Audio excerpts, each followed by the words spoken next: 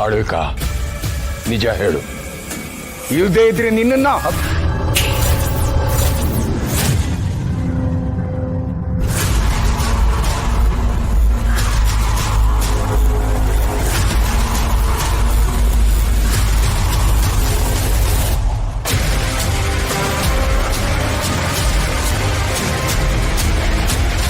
ಏನಾಗ್ತಿದೆ ಇಲ್ಲಿ?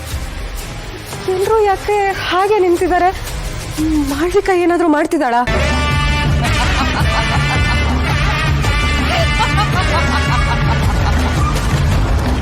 ಇಲ್ಲಿವರೆಗೂ ಈ ಮನೆಯಲ್ಲಿ ಏನೇನ್ ನಡೀತು, ದಾಕ್ಷಾಯಿಣಿ ಏನೇನ್ ಸತ್ಯ ಬಾಯ್ಬಿಟ್ಲು ಅನ್ನೋದನ್ನೆಲ್ಲ ಈ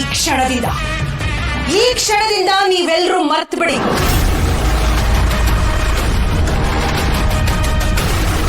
ಎಲ್ರೂ ಸರಿಯಾಗಿ ಕೇಳಿಸ್ಕೊಳ್ಳಿ. ನೀವೆಲ್ಲರೂ ಏನು ಗೊತ್ತಿಲ್ಲದ ಹಾಗೆ ಈ ಮನೆಯಿಂದ ಆಚೆ ನಡ್ಕೊಂಡು ಹೋಗ್ತೀರಾ. ಯಾಕೆ ಹೋದ್ರಿ, ಯಾವಾಗ ಹೋದ್ರಿ, ಇದ್ಯಾವುದು ನಿಮಗ್ ನೆನಪಿರೋದಿಲ್ಲ. ದಾಕ್ಷಾಯಿಣಿ ಒಬ್ಳನ್ನ ಬಿಟ್ಟು ಎಲ್ರೂ ಆಚೆ ಹೋಗಿ. ಈಗ್ಲೇ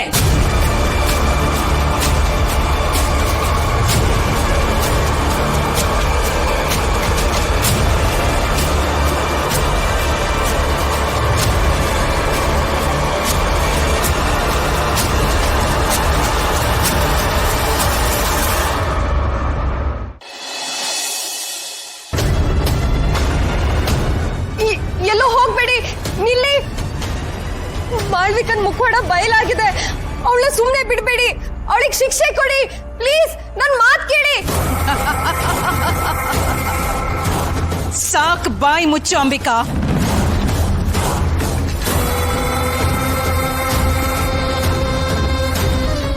ಎಷ್ಟು ಅಂತ ಕಿರ್ಚಾಡ್ತೀಯೆ? ನೀನು ಒಂದು ಆತ್ಮ, ಅಲ್ದಾಡ್ತಾ ಇರೋ ಪಿಶಾಚಿ ಅಷ್ಟೇ. ನಿನ್ನಿಂದ ನನ್ನನ್ನ ಏನು ಮಾಡೋದಕ್ಕಾಗೋದಿಲ್ಲ.